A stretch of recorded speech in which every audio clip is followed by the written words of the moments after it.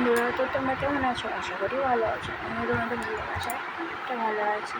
তো দেখো, আমার একটু শরীরটা খারাপ বলে কালকে কোনো ভিডিও নিয়ে আসতে পারিনি।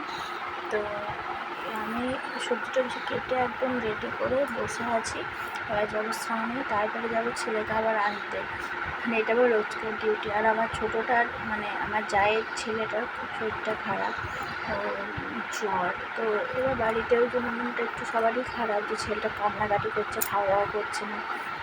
এবার তো সেই জন্য তো ওখানে একটু সবাই মিলে ব্যস্ত, আর আমার একটু শরীরটা খারাপ। তো সেই জন্য আর কি কালকে কোনো ভিডিও আপলোড করতে পারিনি। আর এবার যাব তোমার 10:30 ছেলে ছুটি, এবং বেরোবো 10:25 বা করে ছেলেকে আনতে যাবো। আর বিভৎস রোদ গরম, আমি না নিতে পারছি না। রোজ বৃষ্টি হচ্ছে, রোজ গরম পড়ছে, মানে ঠান্ডার কোনো বালাই নেই। তো চলো স্নান করে আসি, তাহলে তোমার সাথে আবার দেখো আমি রেডি হয়ে গেছি স্কুলে বাবুকে আনতে যাবো করে। আজকে আনতে যাওয়ার ইচ্ছা ছিল না, বাবাকে বলছিলাম দিয়ে যাওয়ার জন্য, কারণ শরীরটা খুব একটা ভালো ছিল না। তো দেখো আমি টোটোতেও চেপে পড়েছি।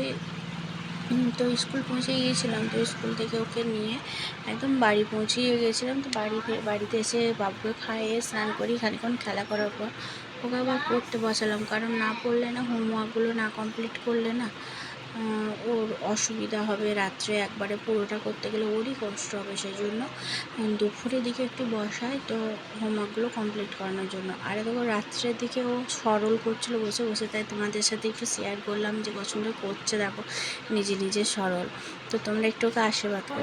তো তোমরা কী করছো? আমি তো এই বাবুকে পড়তে বসিয়েছি, ওকে এখন অঙ্ক করাচ্ছি, কারণ জুলাই মাস থেকে ওদের আবার পরীক্ষা শুরু হবে। তো এখন খালি পড়ার চাপ পড়েছে, সেই জন্য আর কি।